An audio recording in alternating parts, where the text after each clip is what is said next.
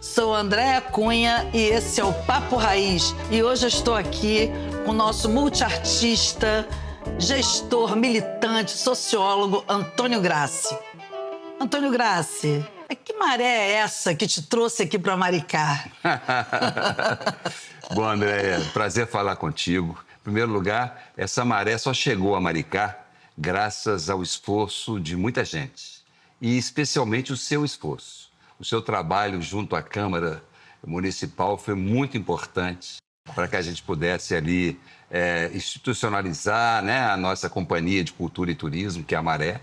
E o que me trouxe aqui, na verdade, foi o desejo e a proposta tentadora do nosso prefeito Quaquá, né?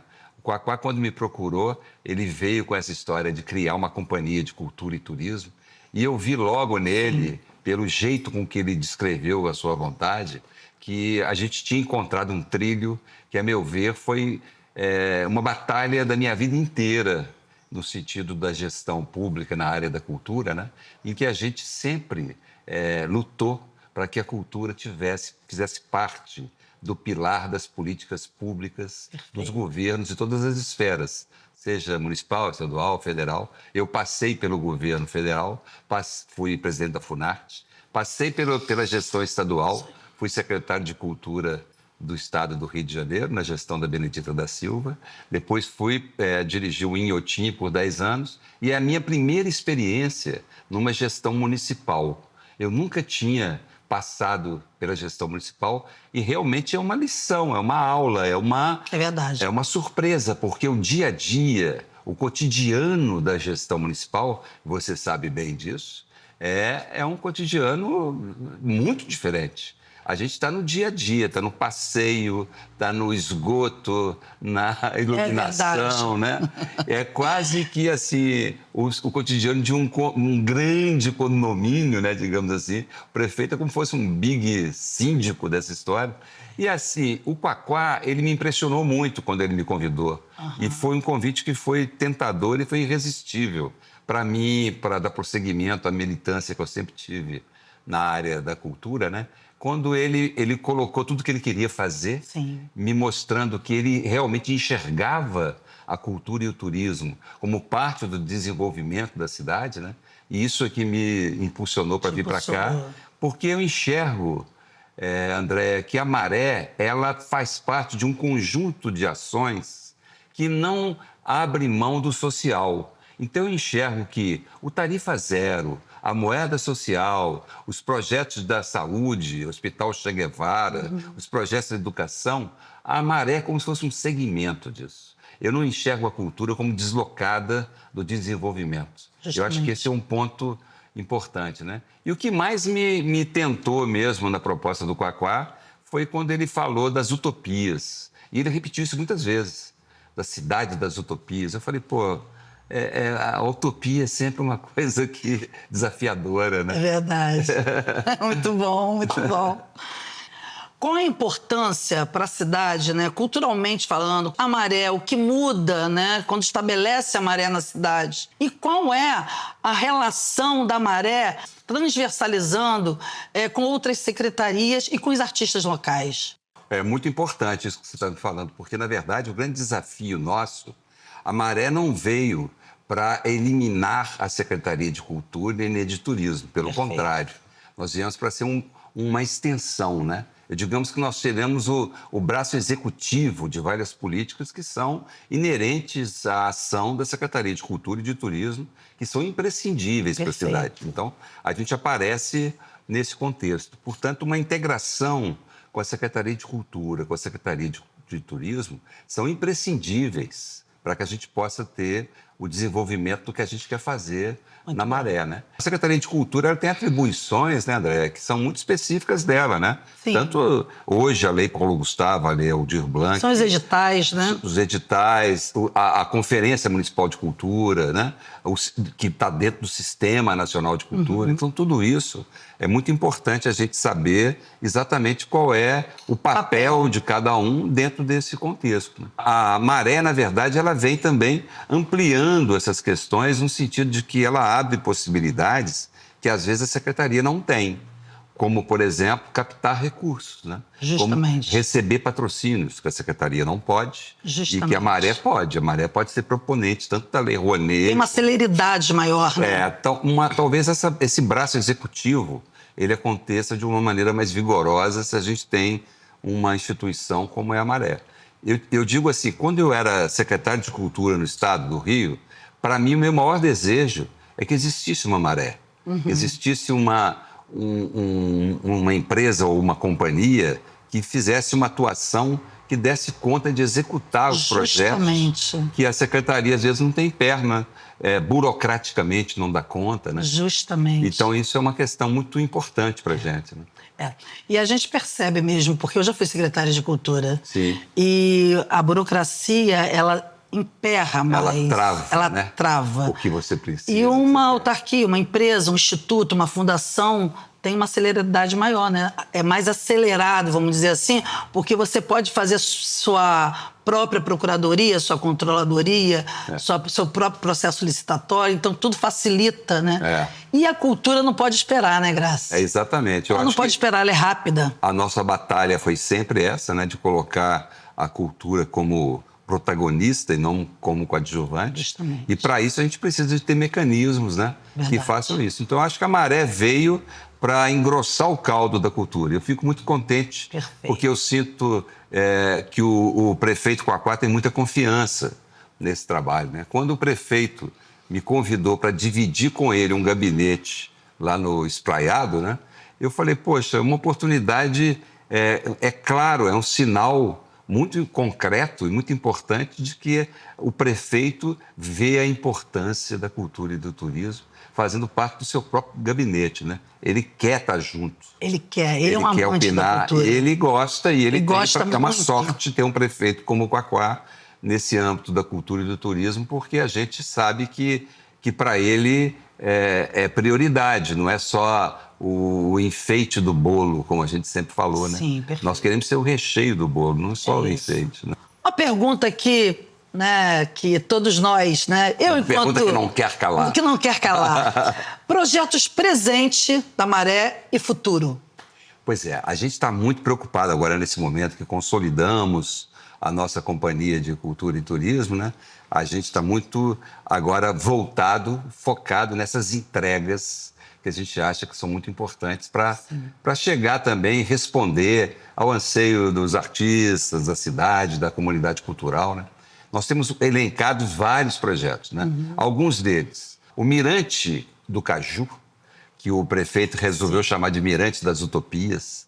A gente quer finalizar aquele projeto do Mirante, já instalando ali uma galeria de arte grande que vai ficar ali dentro.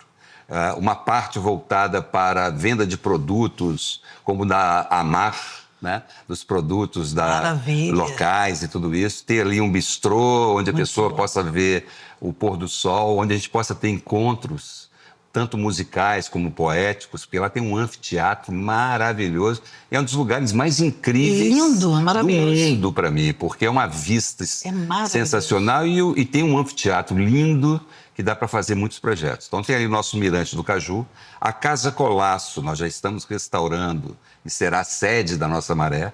A previsão é de entrega agora em abril e amanhã mesmo eu estou indo lá para a gente dar uma finalização no projeto da Casa Colasso.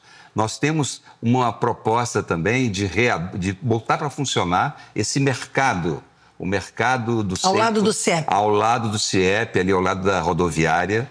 Aquele mercado é um sonho de consumo para a gente. Sempre que eu vinha para cá, eu ficava imaginando que ali poderia ser um grande mercado cultural que juntasse gastronomia com atrações musicais, culturais, né? Artesanato e alimentos, né? Com a Mar também. E a gente e os produtores locais, fazer uma feira de produtores locais, que lá é gerenciado pela Secretaria de Agricultura. Estive lá hoje até com o nosso Vaguinho, dando uma olhada nisso. Então esse é um dos projetos também que a gente tem ali.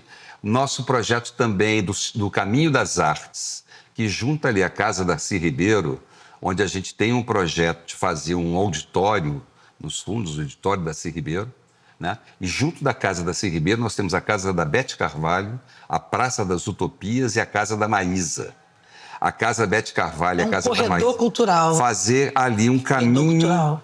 das artes que a gente acha que ali dá uma liga de criar naquela orla ali do Cordeirinho, da Praia do Cordeirinho, fazer ali um que seja esse caminho das artes que a gente chama, é quase que um planejamento urbano daquela orla, que é o primeiro museu pé na areia do mundo. É o Museu da Serra Ribeiro, que já está funcionando. Né? Justamente. Então, a gente quer fazer ali a Casa da Bete Carvalho, a Casa da Maísa, já estamos com os projetos e o conteúdo das casas já prontos. Sim. A Praça das Utopias, que é um lugar incrível para acesso da população, a praia, né, que dá essa estrutura das pessoas irem ali para a praia. A gente está concluindo também essa obra, então isso são entregas já imediatas. Que a gente pretende fazer, né? E eu não gosto de fazer muita promessa em relação à obra, porque todas as vezes que eu prometi alguma coisa de data em relação à obra, eu dancei. Nunca dá certo, entendeu? Você fala, essa obra está pronta daqui a 2 meses, aí leva um ano. Não. Então, mas no nosso caso, eu estou aqui elencando aquelas que eu asseguro que nós teremos aí no ano que vem funcionando. Sim, né? Perfeito. Então, essas são projetos nesse sentido. Nós temos um grande projeto junto ao BRICS. Quaquá, o nosso prefeito, ele é o presidente da Associação dos Municípios do BRICS. Justamente. Isso nasceu naquele encontro dos BRICS que aconteceu aqui. Então, a gente teve algumas ideias. 2 delas que eu já posso elencar para vocês. Uma delas é a Orquestra dos BRICS. São 21 países parceiros do BRICS.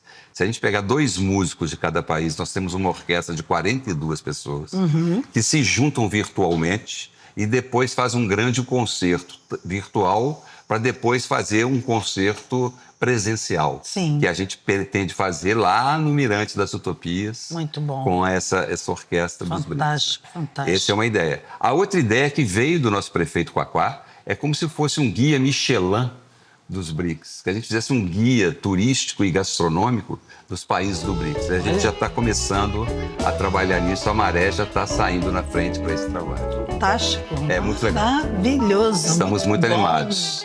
Muito bom. Ótimo. Grace, foram muitas novelas, minisséries, seriados, cinema, televisão, enfim. Peças de teatro. Peças de teatro. Tem uma mais importante ou que você acha mais interessante, que o povo gostou mais? Alguma atuação sua? Diz aí pra gente. Eu tive muita experiência assim. Eu comecei minha carreira no teatro, né? E eu sou de uma geração que tinha uma formação muito política. Na época que eu comecei a fazer teatro, a gente fazia teatro impulsionado para ser um instrumento contra a ditadura militar naquela época, né?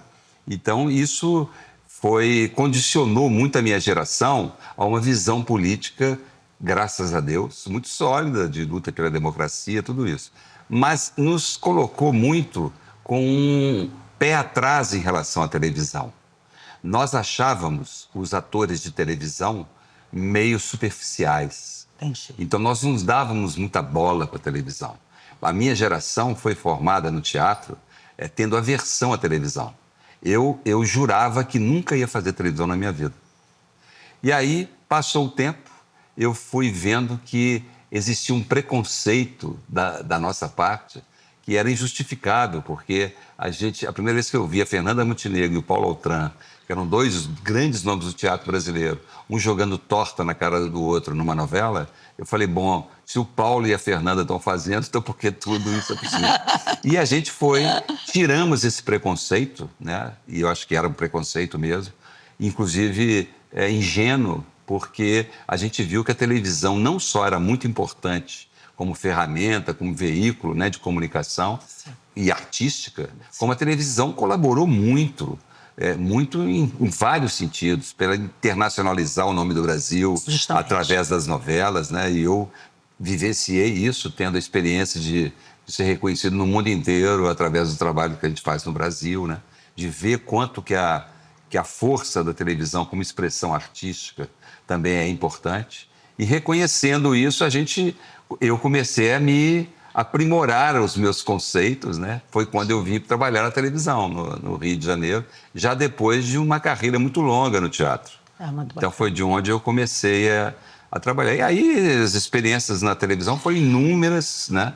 Fiz muitas novelas, séries e, enfim, a gente teve um trabalho grande aí, cada vez mais olhando a televisão com um interesse que a gente via como um veículo muito importante. Né? E o teatro é a base de tudo, né? E o teatro é a base de tudo. Justamente. Mas a televisão, a gente teve que vencer um preconceito idiota que a gente tinha Entendi. em relação a ela, né?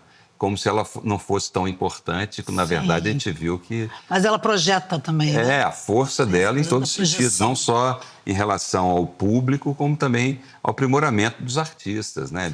Do trabalho artístico mesmo. A gente vê trabalhos extraordinários na televisão, né? Pessoas que desenvolvem um trabalho na televisão fantástico, que o público não veria se não fosse ali naquele veículo, né? Muito bom, muito bom, muito bom. Olha, o povo adora isso. Fofocas, bastidores. Fala aí pra gente aí algo dos bastidores. O povo adora isso, né? Porque tinha até um programa, Video Show, que é um programa que fazia sucesso, porque mostrava as falhas dos bastidores, as coisas. Sim. O público adora essa fofoca e a gente detesta. Mas a gente tem sempre muito caso de bastidor, né? Mais recente, assim, que eu estava fazendo essa minissérie Bom Dia, Verônica, e um dia a gente fazendo uma cena onde a câmera ficava no alto de um edifício e eu era sequestrado, era o último capítulo da série, e aí o Du Moscovitz, que fazia o personagem que me sequestrava, o Du veio com um carro e eles lá rodando. Aí ele abriu o porta-mala do carro e aí apontou, entra. Eu olhei o porta-mala do carro e falei, não vou entrar, não. E virei para a câmera e falei assim, eu não vou entrar nessa merda de jeito. Olha o meu tamanho e olha o tamanho do porta-mala do carro. Ai, e aí isso parou a gravação, fizemos uma discussão enorme como resolver o problema e resolvemos da maneira mais fácil, que era tirar o banco do carro para que eu pudesse entrar. Sim. Porque eu não vou ficar preso dentro do porta-mala, até porque é uma paranoia minha ficar preso dentro de um lugar sem conseguir sair, né? E aí foi isso. E no final a gente acaba rindo muito, né, das coisas. E tem várias coisas assim. Tem muitas vezes o que acontece é que o microfone de lapela te coloca o microfone quando você chega para gravar, né, seja uma novela, uma cena, e a gente esquece que está com o microfone, né? E muitas vezes eu meti o pau no diretor com o microfone ligado e ele ouvindo. Literalmente. E às vezes eu vi uma risada. Aí o cara vai dizer, tá ligado? Você tá ouvindo tudo. E aí isso já aconteceu comigo algumas vezes. Muito bom, gente. Eu acho que o microfone de lapela não esse aqui, que é controle remoto, esse que a gente está usando aqui. Sim. Mas o microfone normalmente que a gente usa é aquele que tem aquela bateria, que você fica com aquela bunda de tanajura, que põe aquela caixinha atrás. Eu acho aquilo um horror. Eu acho que aquilo parece... Eu sempre brinco no cinema que aquilo parece dentista. Porque dentista é uma coisa que não evolui. Por exemplo, o cara arrancar seu dente com um alicate, suando, fazendo aquela força. Às vezes é uma dentista frágil, que tem até nem tanta força. Você vê a mulher se contorcendo para arrancar um dente. A extração de dente é uma coisa primitiva, que parece Parque dos Dinossauros. Ai, nem me fale que eu tenho que arrancar um aqui, eu tô protelando. E a extração de dente, a meu ver, parece com microfone de lapela. Por que não existe uma tecnologia de não precisar de microfone? É verdade. Tem Bluetooth, tem coisa virtual, né? Tantas tecnologias aí, né? Tem que botar esse microfone aí. Não, esse aqui parece tranquilo. Mas ele aparece, tem uma coisinha aqui. Esse aqui mas aquele que você fica com a bunda fechada, aquele da caixinha... Que parece uma bunda de tanajura. Aquilo aí não dá certo, né? Não, pelo amor de Deus. Bom, ainda falando da sua carreira, um trabalho que te marcou na TV. Olha, na TV eu fiz vários trabalhos assim que marcaram de maneiras distintas, né? Claro que a primeira novela que eu fiz de grande sucesso foi O Salvador da Pátria. Sim, vi ela toda. Mas era uma época que a televisão dava 80%, 90% de audiência. Era uma coisa que parava o Brasil, impressionante. Né? Então, aquela novela foi uma novela importante, por ser uma das primeiras que eu fiz.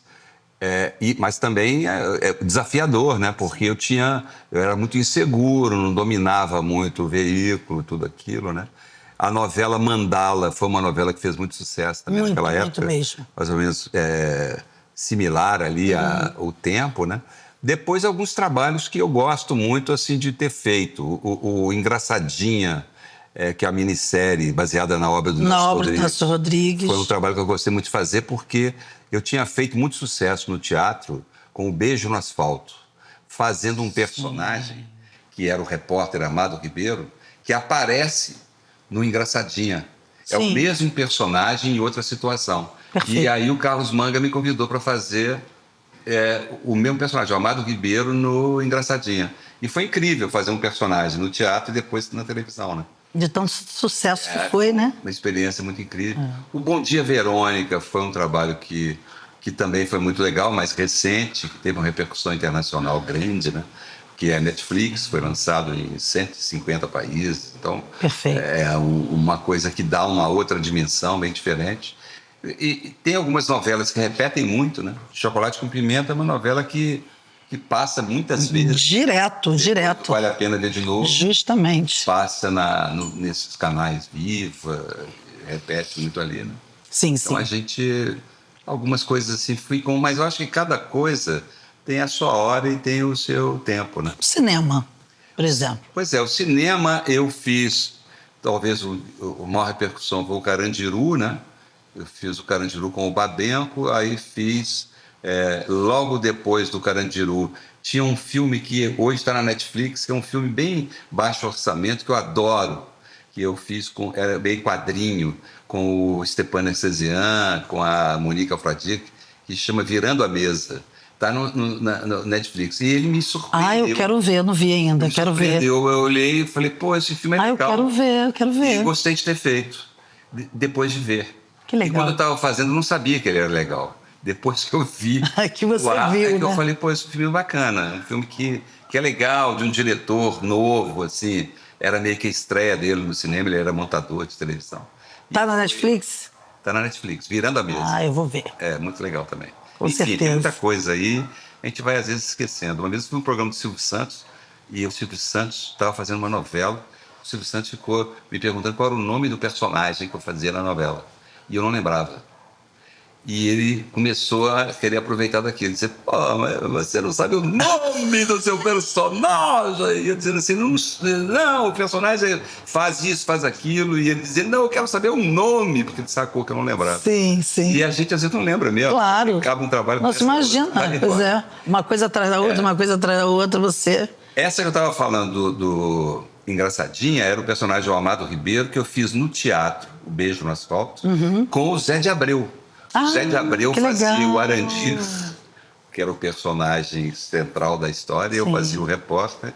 Era um elenco incrível, tinha André Beltrão, a Gisele Polessa, Eliane Jardine. Grandes atrizes e atores. Na Eliane eu fiz O Amigo da Onça, que foi um outro trabalho no teatro, que eu gostei muito de fazer, direção do Paulo Betti, que foi um dos grandes trabalhos que a gente fez no teatro brasileiro. Foi O Amigo da Onça, dirigido pelo Paulo Betti, com André Beltrão, Eliane Jardine, Cristina Pereira, eu, Chiquinho Brandão, fazendo O Amigo da Onça, Sérgio Mamberti, Marcos Breda, Rafael Pontes. Era um elenco muito incrível. Fizemos Rio, São Paulo e ainda demos uma viajada por aí. Maravilha. Eu ia te perguntar do teatro. Você já está pautando aí o teatro. Teatro, quiser continuar no teatro, importante. Foi um grande barato da nossa vida, porque a partir do Amigo da Onça, a gente criou meio que um grupo, assim. Aí, a partir dali, a gente criou a Casa da Gávea, lá no Rio de Janeiro, que era um projeto incrível, de um espaço cultural para debater as coisas, para ter ciclo de encontros, né, de seminários. Quem inaugurou a Casa da Gávea foi o Antônio Cândido, para você ter uma ideia. Nossa. Depois teve Marilena Chauí, teve várias conversas ali, passou Werner Herzog, passaram pessoas assim, incríveis, né? Então, na área do teatro também, o Amigo da Onça impulsionou essa coisa da Casa da Gávea, que foi também o que me deu um certo alicerce para vir a ser gestor cultural, como eu fui ser depois, né? Sim. Tanto com trabalho na Secretaria de Cultura, na presidência do Teatro Municipal e depois na presidência do Inhotim, que eu fiquei 10 anos como presidente lá, que é o maior museu a céu aberto do mundo, né? É, muito bom. E por lá eu Fantástico, passei... uma referência. Uma referência. Uma referência. Porque a minha experiência com o Inhotim foi incrível para a minha vida. Fiquei 10 anos trabalhando lá. E carrego muito dessa experiência. É isso que eu ia te perguntar, né? Porque essa experiência vem também para Maricá com você, né? Junto na gestão Maré. E, na verdade, assim, depois da minha carreira artística, de ter sido secretário de Cultura do Estado, ser presidente da Funarte, do Ministério da Cultura, ter feito muitos projetos internacionais, eu fui comissário do Ano do Brasil em Portugal, fiz o Ano do Brasil na França, fiz a Europalha na Bélgica, fiz a programação cultural da Feira de Frankfurt, quando o Brasil foi homenageado. Então, enfim, eu vinha de uma experiência muito grande, né, da experiência do Inhotim durante 10 anos, né? E eu achava que já estava bom.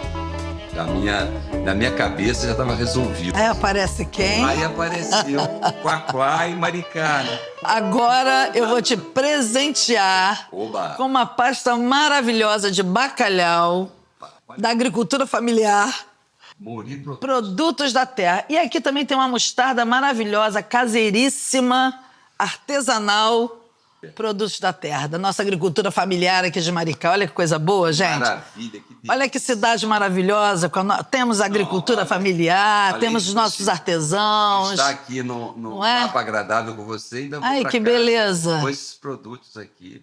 Estou aqui com vários produtos aqui da Amar. Olha que coisa linda. Tem banana desidratada. Só Maricá para ter essa pluralidade, né? Porque tudo é cultura aí. Tudo é cultura. Meu amigo Antônio Grassi, fechando esse papo raiz, eu faço uma pergunta para você.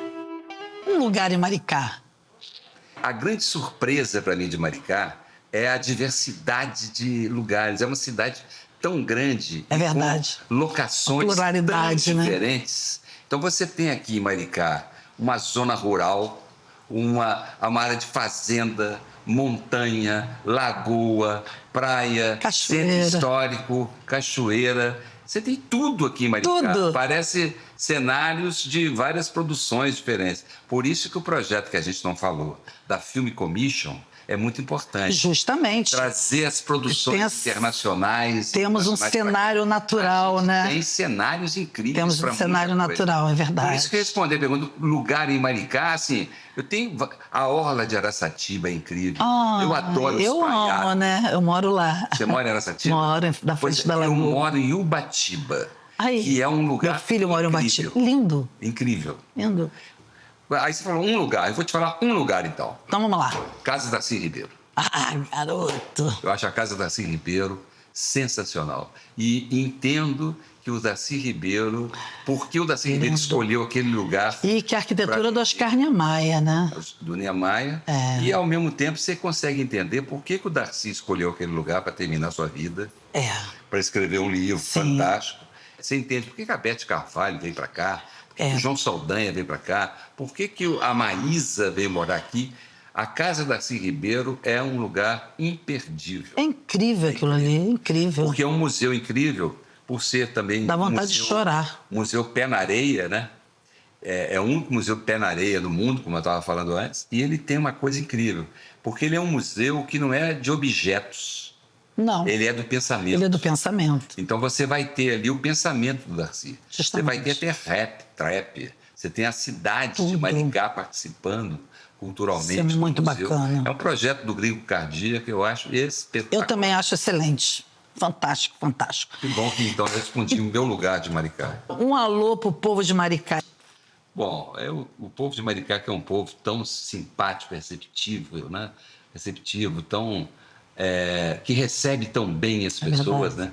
O nosso alô é para acreditar que a cidade é uma cidade maravilhosa e que a gente pode transformar aqui numa potência cultural e turística, não só para quem vem de fora, mas principalmente para o maricaense.